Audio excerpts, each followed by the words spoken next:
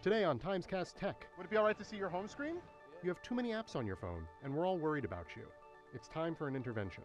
A conversation with Nick Wingfield on the takeaway from this week's announcements from Apple. This is what thermonuclear war between Apple and Google looks like. And a new look at parking meter technologies being adapted by an increasing number of cities. This meter can also accept payment via cell phone. Hi everybody, thanks for joining us for another episode of TimesCast Tech. I'm Sam Grobart. We've got a lot of great stories today. Right away though, I want to jump into our first one about Verizon. The wireless carrier yesterday announced new shareable data plans for its users. This includes unlimited text and voice and allows you to buy one single data plan that you can share across all of your smartphones and tablets and other devices. Here's how it breaks down. First thing you do is you have to actually pay a fee for each device per month. You pay $40 for a smartphone, $30 for a cell phone, and $10 for a tablet. Now that's not all. You actually have to buy your monthly allotment of data, which runs anywhere from $50 for 1 gigabyte to $100 for 10 gigabytes. It does simplify things in that you only have to buy one plan for all of your devices, but Verizon's not doing this just to be nice. They, and soon AT&T as well, are going where the action is. They realize that voice and text, which used to make up the majority of their revenue, is on the decline. And as we spend more time streaming music and video and going on social networks, we are consuming a lot more data. Now, of course, one of the big culprits in our increasing data consumption is Apple, which makes products like the iPhone and the iPad. And that technology company had a major event earlier this week in San Francisco, the Worldwide Developers Conference, and they announced a lot of new products and a lot of new upgrades. I had the opportunity, however, to sit down with our Apple beat reporter, Nick Wingfield, to talk about some of the lasting takeaways from that event. So, Nick, earlier in the week, we had Apple's Worldwide Developers Conference. A lot of big news out of there.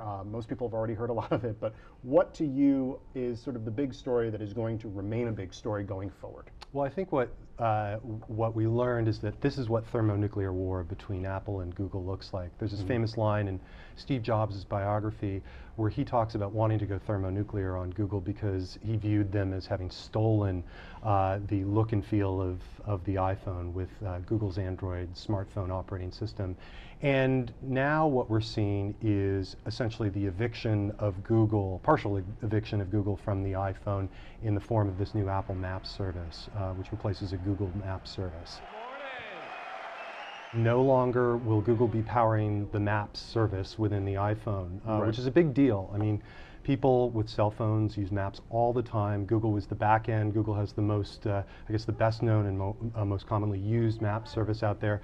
So all that traffic sort of goes away for Google, and in its place is this really interesting new Apple service, which combines data from a lot of different sources, but some cool special sauce from Apple on the top, including 3D imagery and so on. So by taking Maps away from Google, this is actually another way that Apple can take some part of search away from Google. And every time you use your Maps app, currently on an iPhone, you're giving Google data about you looking for something. Right. You could imagine being out and about with your iPhone and asking for the nearest supermarket or cafe, and Apple could slip in some ads to try and send you to an advertiser's establishment. Why not? We now have over 400 million accounts on the App Store.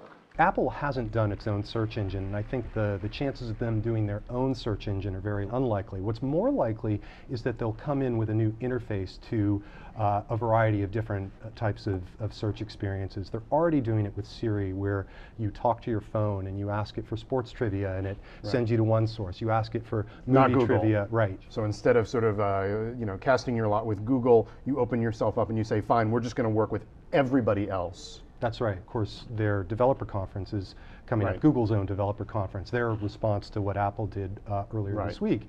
And we'll see them talk about a lot of different issues. I'm expecting, including the notion that that it's not as easy to develop for Android as it is for iPhone, or not as profitable to develop for it. In my latest toolkit column, I wanted to take a look at apps and how we can keep them more organized on our smartphones and tablets. See, the thing is, I'm not going to say that I have OCD because I'm not a medical professional, but I think it would be pretty fair to assume that I'm on the spectrum. I like to keep my smartphone really, really organized. And I have some tips to show you how to do that. But before I get to them, I went out to Bryant Park earlier and talked to some people on the street and asked them a very personal question. Can I peek at your home screen? I'm Sam. Pleasure to meet you.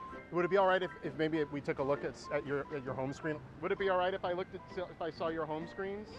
Do you have a smartphone? And I was wondering if maybe I could take a look with you at your phone. Thoroughly organized.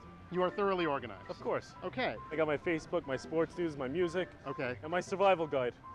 Oh wow! In case anything really bad happens. Hey, you never know, and you don't need the internet for that either. Right. Now yours is like super tidy. Yes. Are you a very tidy person? I try to be.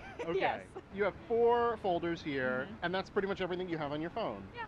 Do you know how many apps you have on your smartphone? No. Do you know how many apps you have on your phone? 80. 80? I would say maybe even more. How many of them do you think you actually use? Probably about 4. This is stuff that I really don't use. I don't really use that one. Okay. I rarely use those. Do you and have that's other it. screens besides this one? I do, but I don't use them. Would it be all right to see your home screen? Yes, of course. Are you organizing these apps in any particular way? I try. In Right. the iPhone, I have folders. You have folders on the iPhone, but Yes. not here. Not here. Do you ever feel like you have too many apps? No, I keep it at a minimum because I know I don't want to take up too much space on my phone. It slows down the phone. Okay, so it's like sort of most used, kind of Most used, used, kind not of used, really and used. least frequently used, yes. Right. Actually, I have 2 phones. You have 2 phones. And these are different apps.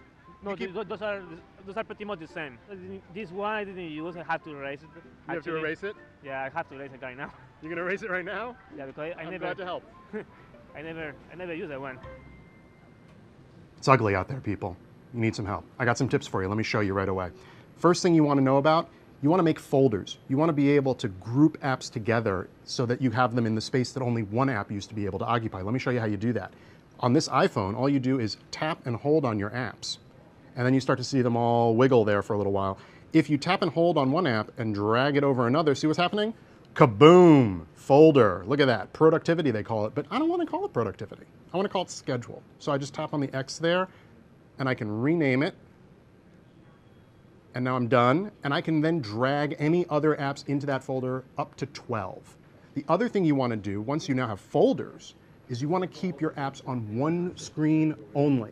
This is very important to me, at least, because that means you're not having to swipe back and forth through all these different screens. I've got nothing else here. Nothing, okay? We're done.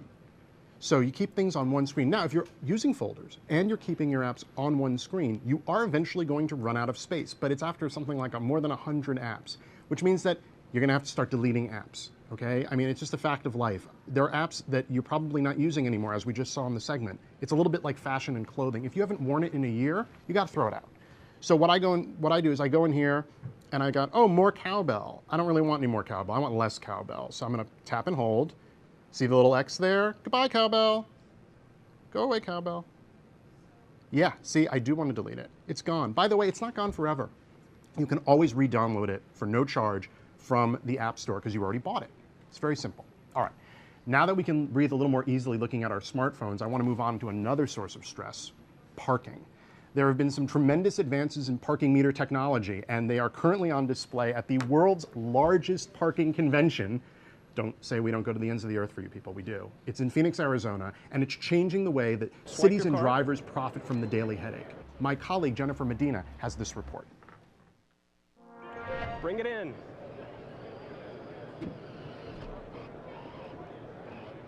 Good job.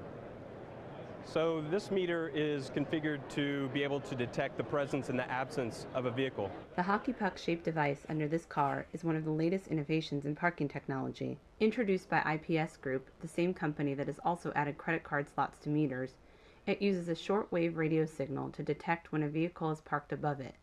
When the vehicle pulls away, it sends a signal to the parking meter, and that gives cities like Santa Monica the option of wiping away any remaining time from the meter. So the vehicle is now departed, and in just a couple seconds, it'll actually reset it down to 0. Now it's back to 0. Santa Monica officials say the $4 million system is aimed at increasing parking efficiency, not revenue. They say it will allow other drivers to go online and look for open parking spaces in the city's most crowded streets.